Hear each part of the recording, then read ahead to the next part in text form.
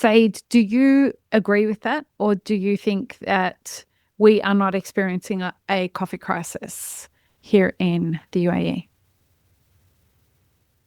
We are experiencing coffee crisis in the UAE. Mhm. The demand for quality coffee is skyrocketing. At the Yeah. same time, the market is becoming very saturated. New cafes and roasteries Mm. and coffee concepts are opening almost weekly around the Mm. UAE. While this shows how vibrant and dynamic the scene is, it also means competition is intense, Yeah. often driven by hype more than quality and sustainability. If you're starting or growing your business in these volatile times in coffee and you need a little extra support, our scope of business advisory services may be just what you need. Join one of our hugely successful mastermind groups for support in a group setting, or send us an email to discuss our one-on-one consulting and business advisory services, where we'll work with you one-on-one to solve specific problems in your coffee business. All our services come with a 100% money-back guarantee, so send us an email at support@mapperforward.org and let us know how we can help you today. Welcome to the Mapper Forward Middle East podcast, friends. I'm your host, Lee Safar, and this is episode 2 of a 5-part series with Saeed Al Blooshi from El Matador and Lama Cafe here in the UAE. We are talking about building a coffee business in the UAE, which Saeed has done. Not just one business, but he has 2 brands. Like I said, El Matador and Lama. One is a roasting business, the other is cafes, and the cafes are expanding rather rapidly. In this episode, we're talking about the UAE and the coffee crisis. Now, if you were someone who came to the UAE, let's talk about World of Coffee, because after I did not go to World of Coffee this year, but what I did see, that people who did come to World of Coffee left here and they're like, oh my God, Dubai is the place that's booming and they're not experiencing anything about the coffee crisis and everything's gorgeous and coffee's really expensive there and everyone should go open a cafe in the UAE. And I would like people to know that I think you should open a business wherever you want to open a business. But to say that there is anywhere in the world that is not experiencing the coffee crisis is incorrect. Saeed, do you agree with that? Or do you think that we are not experiencing a coffee crisis here in the UAE? We are experiencing coffee crisis in the UAE. Mhm. The demand for quality coffee is skyrocketing. At the Yeah. same time, the market is becoming very saturated. New cafes and roasteries Mm. and coffee concepts are opening almost weekly around the Mm. UAE. While this shows how vibrant and dynamic the scene is, it also means competition is intense, Yeah. often driven by hype more than quality and sustainability. Mm. Some of the key factors of opening a cafe is a lot of them, they open next to each other. Yeah. You've Yeah. seen that. Yeah. Overcrowding, each one's overcrowding the other person. And the challenging part about that is and it's not just here, but it's all over the world. People think that the most important part about opening a cafe is build it and people will come to it. No, Right. because you need to have a clear identity, Mm. have a long-term vision. Most of them, they just replicate trends, Mm-mm. and they don't invest properly. Like, let me say this. Mm-hmm. Some of the successful cafes,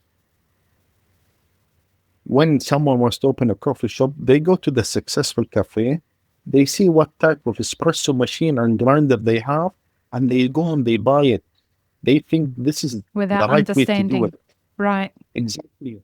There's no investment into the filtration system. Mm-hmm. This is with experience, because I do a lot of quality check. Mm-hmm. And then with the staff too. So over here, when you say I'm going to open a cafe and I just mimicked someone that is successful, he thinks because I bought an espresso machine that's worth 100K, halas, I am the top person in my neighborhood, and if he was going to buy my coffee, there's a lot to it. It's not about pouring your money in one espresso machine. Yeah. People lack this kind of stuff, and in the UAE, there's a lot of people who could guide you and give you the knowledge how to open a cafe and how to run it. But unfortunately, they listen to each other and they think this is the right way to do it. Right. You know, this is one of the things. What I experienced even is the rising of the costs. Right. They don't know what they're buying. They're just buying anything. Yep. Yeah. Ask, take some time, think of what you're going to do. No, my neighbor has this, I'm going to buy something else. This demonstrates really, when you said at the beginning of the first episode, how important Osama Al-Awam and Mohammed Al-Mir'i were in your journey. It's the ability to have people that you trust, that you can go and ask questions to and say, hey, listen, this is what I want to do. Should I do it or shouldn't I do it? Having people that you know have your best interests at heart is a very important part of opening a business, right? Yes, and there are people in the UAE that they do consultation for you. Yeah. Hello. Me, one of them. So, you know, this is something that I really don't understand yet from them. And then you have the staffing, you know, you have to have people with skills. Yeah. Unfortunately, a lot of baristas, they write a lot of things in their CVs. But when it comes to reality, I see there's a huge gap.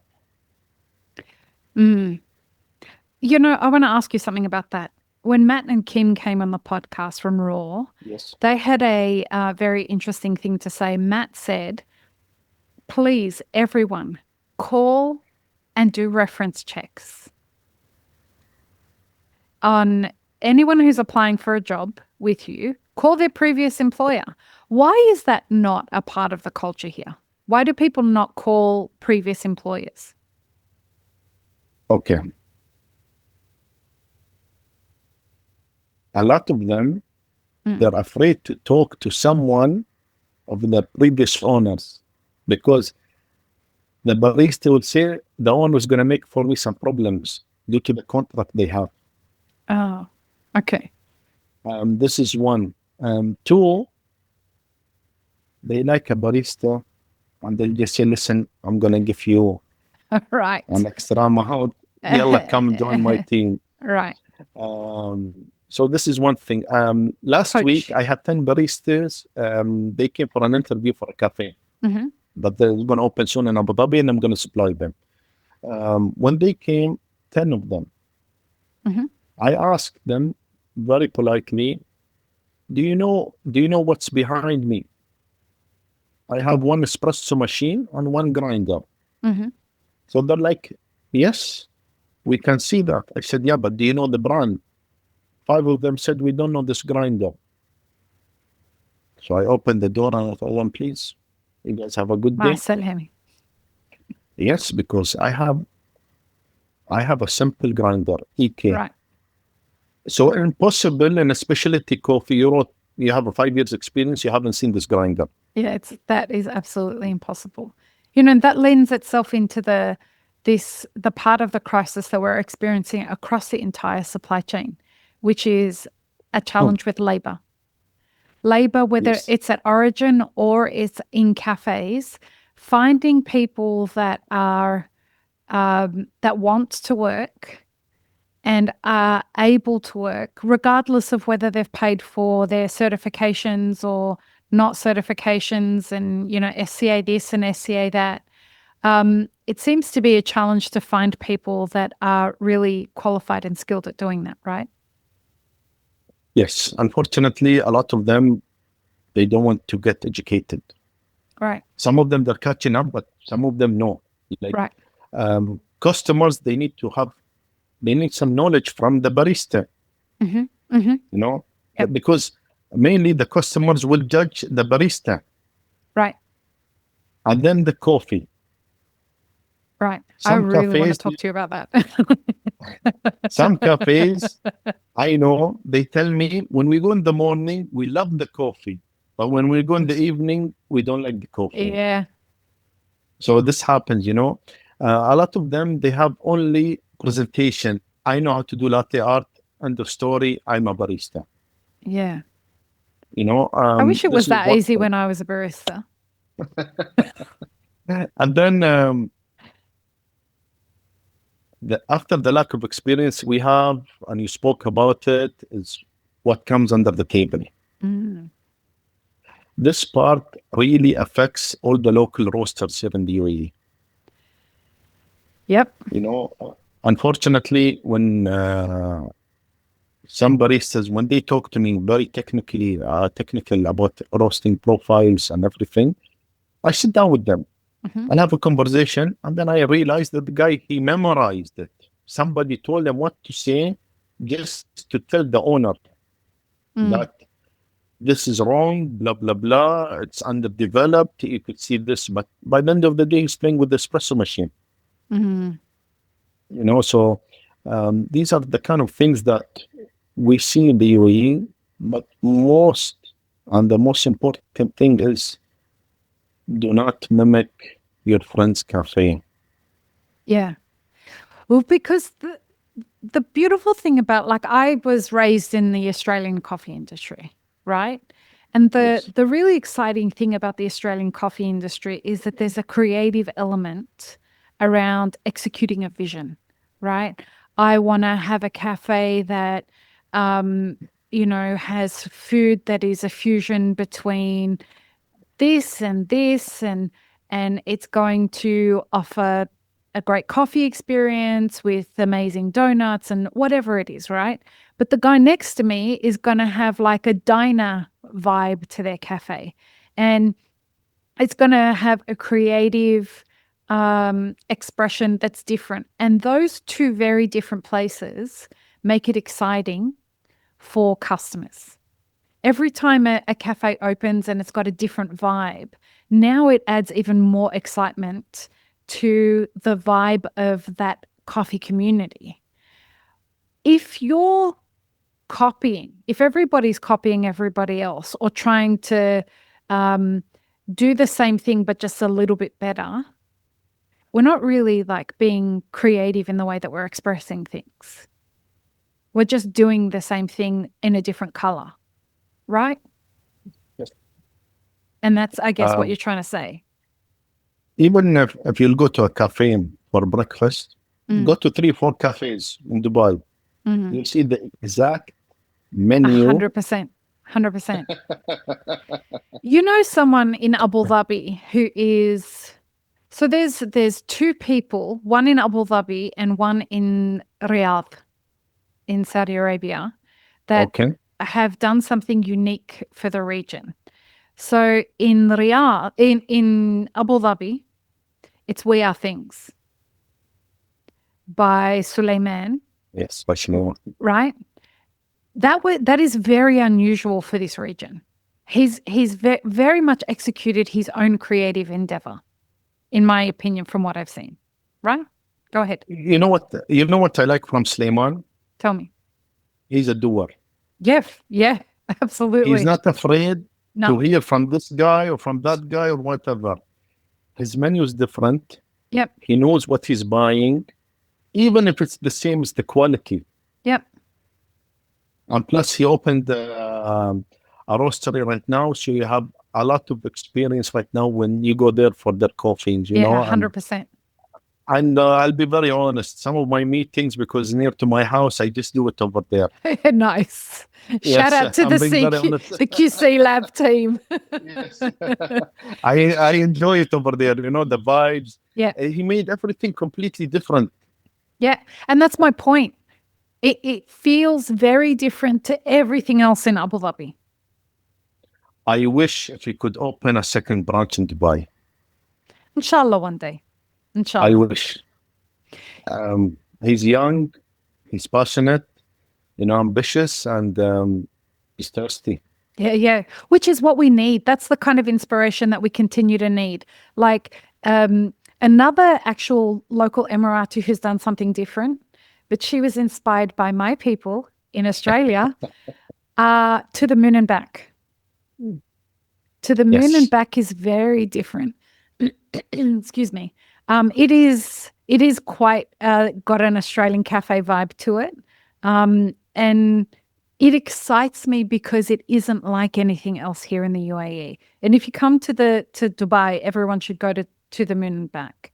But in the Riyadh, that by Saeed Al is, unfortunately, it's closed now, but that was a completely different vibe to anything else that existed in the Riyadh.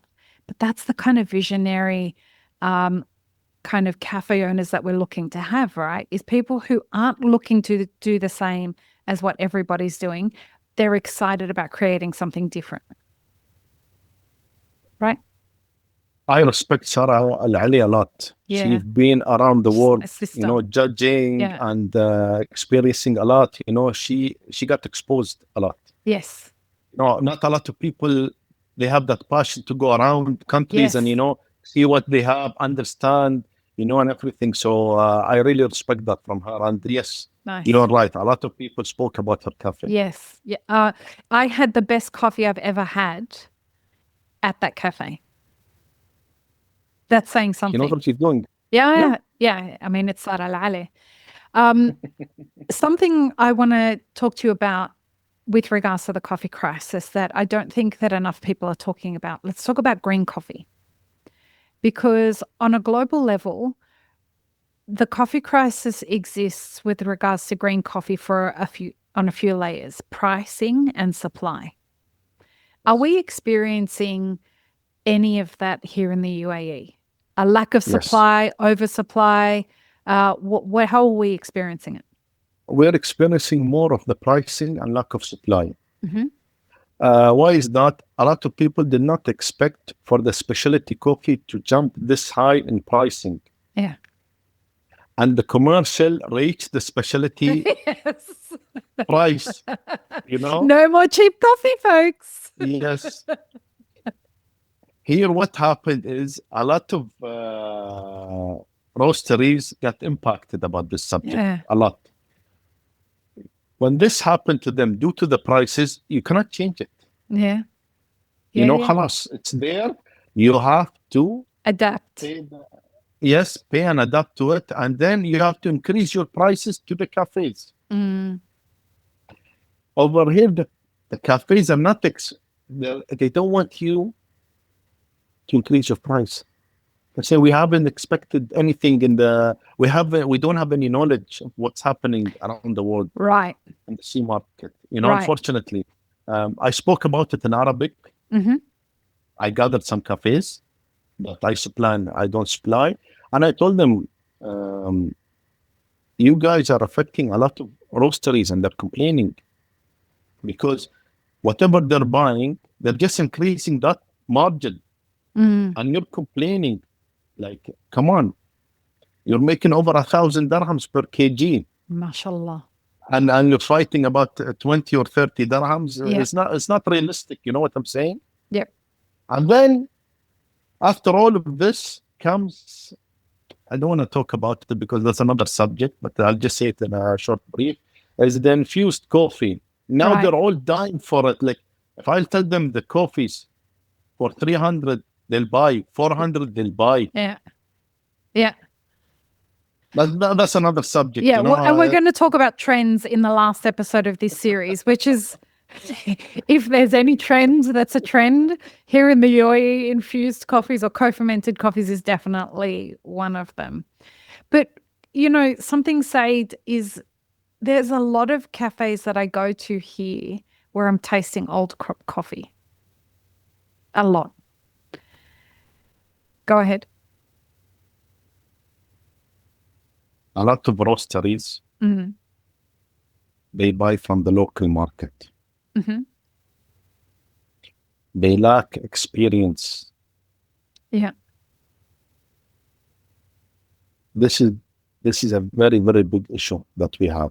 Mm. Plus, when you have old crops, you could go down with your price. Mm. The cafe owner, he does not see you as someone who's bringing premium, somebody is doing something completely different. No, he calls me up, Saeed, can I have a price list? You haven't cupped my coffee. You don't know who I am. Yeah, exactly. You haven't Exactly. visited my roastery. Right. How could I give you a price list? He said, no, I'm gonna compare you with someone else. This is not a car. Yeah, exactly. That's a really great way to put it, actually. It's not a car. Unfortunately, a lot of, this is the second question, is a lot of cafe owners, they don't have the right set of mind. Mm-hmm. The mindset and the approach. Yes, and paper consultation, even do it online. Mm-hmm. Understand what means, understand the chain. Yeah. I mean, go ahead. One owner came to me. He told me, how much do you sell the Brazilian coffee now? I told him it's 135. I said, but I bought it for less than 100. Okay, then why did you come to me? Go buy it from Shajabak.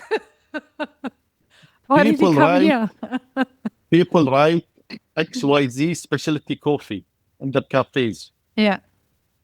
But they don't know what is specialty coffee. No. They just go with the price. Yeah. So, this is something like I started recording. Hopefully in September we're gonna release some episodes in Arabic explaining about specialty coffee. Nice. What it is. Nice. Well done. Respect for the producers, respect for the roasters around the UAE, and they have to know. Yes. This is a perfect place for us to head into the next episode, because the next episode is about the disconnect between owners and the supply chain. So join us for the next episode, folks, episode 3 in this series. Peace, love, and peanut butter. Have an amazing rest of your day. This episode is part of a 5-part series produced by Mapper Forward. Check the full playlist and guest details in the show notes, as well as how you can support our work in the coffee industry. Become a premium YouTube subscriber, explore our Patreon and any brands we've partnered with to bring you this podcast. Please don't forget to like, share, and subscribe. It really does help us grow our audience.